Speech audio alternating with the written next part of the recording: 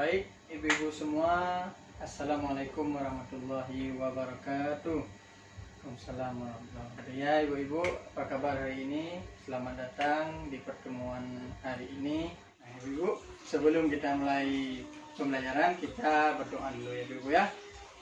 Bismillahirrahmanirrahim. Rabbi zidni ilman warzuqni fahman. Raditu billahi rabba wa bil islami dina wa bi Muhammadin nabiyya wa rasulah. Rabbi syrah li sadri wa yassir li amri wa hlul 'uqdatam min lisani yafqahu qawli. Amin. Bagaimana pertemuan yang lalu? Apakah sudah dipraktikkan di rumah? Masih ingat tentang apa, ibu-ibu? Ya, Ibu Rana. Ingat, Bu? Ya, tentang pengelolaan keuangan keluarga ya, Ibu Rana. Nah, ada yang mau cerita Bu tentang pengalaman di rumah bagaimana ketika mempraktekkan di rumah? Ya, boleh Bu, boleh. Silakan Bu. Ya. Terima kasih Ibu Desi telah menceritakan bagaimana mempraktekkan tentang mengatur keuangan keluarga di rumah. Ya, makasih Bu. Ya, Ibu semua, hari ini kita ada yang ingin menceritakan yang lain Bu? Ada? Oh, tidak ada ya, makasih Bu. Ya, sedikit kita ulang kaji tentang sesi 5 tentang pengelolaan keuangan keluarga. Ya ibu-ibu semua, ada sebuah film Bu yang menceritakan tentang pengelolaan keuangan keluarga. Mari kita saksikan filmnya dulu Bu ya. Ibu-ibu, uang rumah tangga perlu dikelola agar pengeluaran bisa seimbang dengan pendapatan. Semakin terbatas pendapatan kita, semakin harus terampil kita mengelola uang rumah tangga. Bagaimana caranya? Mulailah dengan menghitung dan mencatat perkiraan pendapatan dan pengeluaran keluarga setiap bulannya. Kemudian tentukan pengeluaran apa yang termasuk kebutuhan dan apa yang termasuk keinginan. Kurangi, tunda, atau kalau perlu, batalkan keinginan agar pendapatan bisa seimbang dengan pengeluaran. Selanjutnya, buatlah anggaran bulanan, yaitu rencana pengeluaran yang seimbang jumlahnya dengan perkiraan pendapatan dalam satu bulan. Utamakan pengeluaran yang merupakan kebutuhan. Seringkali beberapa anggota keluarga perlu uang secara bersamaan untuk kebutuhan yang berbeda. Bicarakan dan sepakatilah bersama kebutuhan yang harus didahulukan. Dan terakhir, gunakan uang sesuai dengan anggaran yang sudah dibuat. Kita bisa memakai sistem amplop dan membuat catatan kas harian untuk mengendalikan pengeluaran. Nah, ibu-ibu, bagaimana? Mudah kan? Ya, ibu-ibu semua, bagaimana film yang barusan kita putar Ibu? Ya, bisa Ibu ceritakan sedikit ya tentang mengelola keuangan keluarga Ibu ya. Ya, jadi ibu-ibu semua, dalam film ini ada diceritakan bagaimana mengelola keuangan keluarga. Yang pertama, memang keuangan keluarga itu harus kita atur. Bagaimana harus pemasukan dengan pengeluaran agar pengeluaran seimbang dengan pemasukan, maka kita harus mengatur pengeluarannya. Ibu-ibu semua,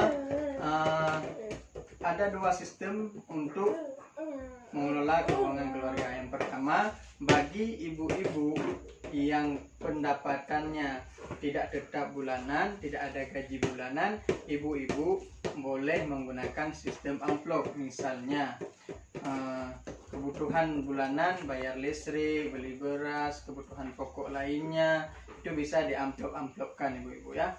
Kalau yang pendapatannya tidak bulanan, yang pendapatannya harian, boleh dibuat catatan harian ibu ya. Catatan harian dibuat, misalnya hari ini berapa pendapatan, berapa pengeluaran, dibuat seperti itu ya ibu-ibu semua. Ini sekedar kita mengulas kembali tentang pertemuan yang lalu di sesi 5 tentang pengelolaan keuangan keluarga. Terima kasih ibu-ibu. Sebelumnya bisa lihat di sini ada poster stop gali lubang tutup lubang dengan pengelolaan keuangan yang tetap.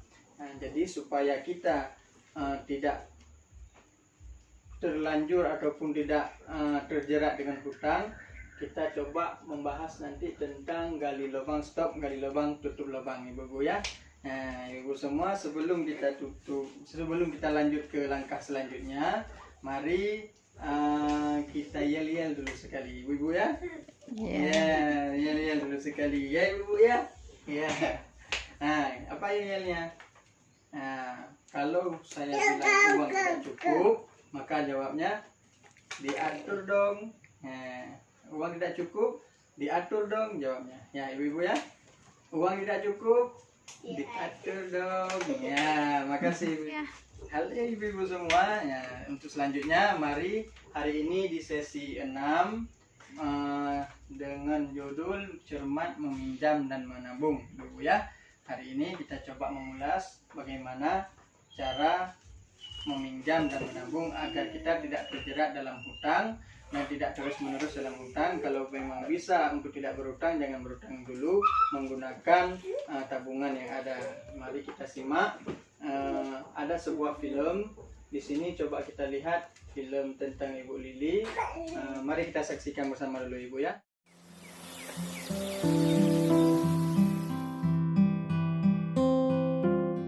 Untung saja kita punya kartu Jamkesmas ya nak. Jadi biaya rumah sakit bisa gratis. Ada obat tambahan yang tidak ditanggung Jamkesmas, Bu. Harus kita tebus sendiri. Harganya 400.000 lebih.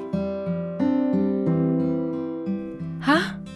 Ongkos untuk bawa Agus ke sini juga belum dibayar. Kalau dijumlah semuanya jadi 500 ribuan, Pak. Ya Tuhan, dari mana kita dapat uang sebanyak itu? Apa kita tidak punya tabungan, Bu? Tidak ada, Pak. Tabungan ibu di arisan nggak sampai 50 ribu. Tabungan Dewi di sekolah baru habis dipakai bayar uang ujian. Sepertinya kita terpaksa berhutang, Pak.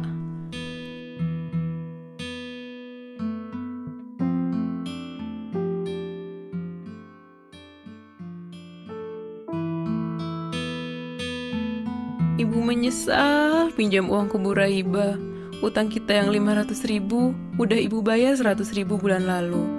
Tapi kita masih harus store 500 ribu lagi dalam 5 bulan ini. Padahal waktu menyerahkan uangnya, Bu Raiba sudah langsung memotong 50 ribu. Utang kita jadi banyak sekali, Pak. Itu pasti Pak Ceti, Pak. Dia pasti mau nagih utang juga. Berapa utang kita ke Pak Ceti? Cuma 100 ribu, Pak, untuk bayar cicilan utang ke Bu Raiba.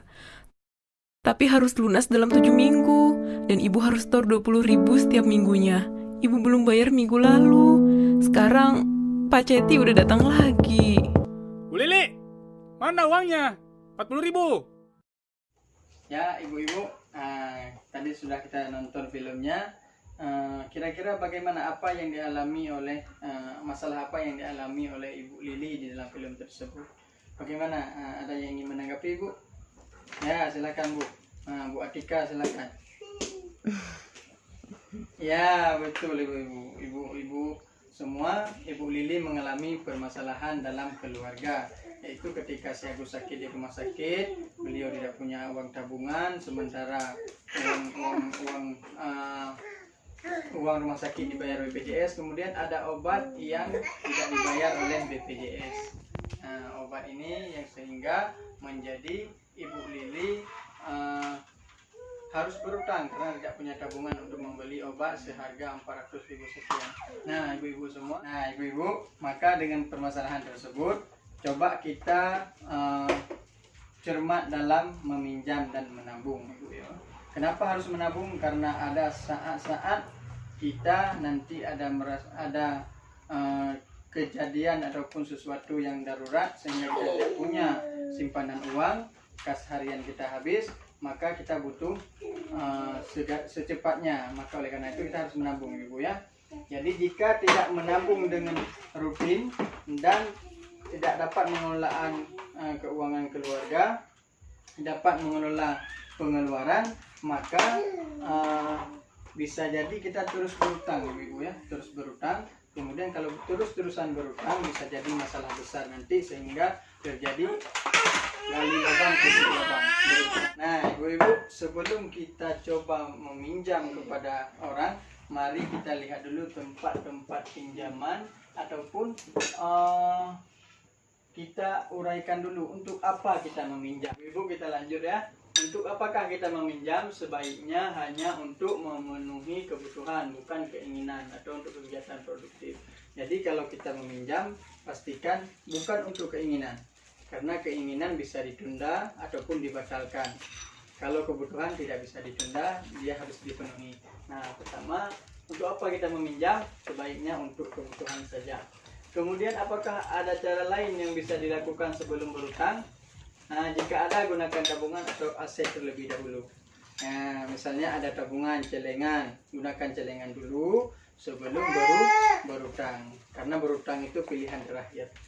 Selanjutnya, ke manakah kita dapat meminjam? Nah, ke manakah dapat kita meminjam, ibu-ibu? Nah, bisa kita lihat di flip chart 2A. Nah, ibu-ibu semua, coba kita lihat di manakah tempat yang cocok untuk kita meminjam. Kita lihat dulu prosesnya, perlu jaminan atau tidak, tempat-tempatnya, sumbernya dari mana saja. Pertama, sumbernya dari saudara. Nah, saudara ada rentenir, ada kelompok simpan pinjam arisan, ada koperasi simpan pinjam, ada bank pasar, ya, ada bank pasar. Nah, jadi sebelum kita meminjam, kita lihat dulu yang mudah di mana, yang kecil bunganya di mana, yang kecil pengembaliannya di mana, ada pakai pakai jaminan ataupun tidak. Nah, ibu mari kita lihat. Kalau di tempat saudara kita meminjam mudah, ya, mudah. Kemudian kalau di rentenir juga mudah, kelompok simpanan juga mudah, koperasi agak rumit, bank pasar juga rumit. Nah, ibu-ibu sudah kita lihat di bank pasar rumit. Jadi mari kita lihat saudara, apakah perlu jaminan ataupun tidak. Di tempat saudara ataupun kerabat dekat tidak perlu jaminan, di rentenir tidak perlu jaminan, di kelompok tidak, di koperasi perlu, koperasi simpan pinjam perlu jaminan, kemudian di bank pasar juga perlu jaminan. Nah, di tempat-tempat meminjam bisa memilih di mana tempat meminjam. Nah, ibu-ibu kalau ingin berutang, meminjam, pilih di tempat yang rendah bunganya, mudah, cepat, mudah untuk didapatkan. Ya, ibu ya. Uang tidak cukup, ya diatur dong. Ya, ulang ya. Uang tidak cukup, ya diatur dong. Ya, ibu-ibu. Nah, sebelumnya ini sudah kita pelajari sebelum meminjam apa yang harus kita lakukan. Tempat meminjam sudah kita jelaskan. Nah, ibu-ibu, supaya tidak ngantuk, tidak terlalu serius, ayo kita buat permainan dulu sekali ya, ibu-ibu ya. Permainannya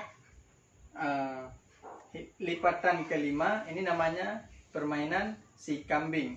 Nanti ketika dapat ibu-ibu nomor 5, misal 1, 2, 3, 4, 5, ketika dapat nomor 5 itu ibu-ibu bilangnya B ya. Misal Ibu Desi 1, Ibu Ratna 2, Ibu Ika 4, Ibu Maimunah 5. Waktu 5 jangan bilang 5, jawabnya B ya Bu ya. Nah, ibu semua ya, coba kita mulai ya. Nah, 1, Ibu Ika 1, salah, Bu Ratna 1, 2, 3, 4, B ya, betul ibu. Terima kasih, tepuk tangan untuk kita semua ibu-ibu ya. Nah, ibu-ibu semua jangan lupa dipraktekkan di rumah ya. Jadi kesimpulannya kita hari ini cermat meminjam dan menabung. Jangan lupa dipraktekkan di rumah. Ajak suami, ajak anak untuk mempraktekkan di rumah. Atur keuangan keluarga dan hati-hati dengan utang. Nah, stop gali lubang, tutup lubang. Ya ibu-ibu ya. Nah, jangan lupa ibu-ibu semua hadir untuk pertemuan yang akan datang di bulan depan. Kita akan membahas tentang memulai usaha. Memulai usaha ya ibu-ibu semua. Jangan lupa nantikan episode selanjutnya. Terima kasih ibu-ibu. Ibu, sebelum kita akhiri dan pulang ke tempat masing-masing, kita berdoa dulu sejenak. Subhanaka Allahumma wa bihamdika Asyhadu an la ilaha illa anta astaghfiruka wa atubu ilaik. Amin. Terima kasih ibu-ibu. Assalamualaikum warahmatullahi wabarakatuh.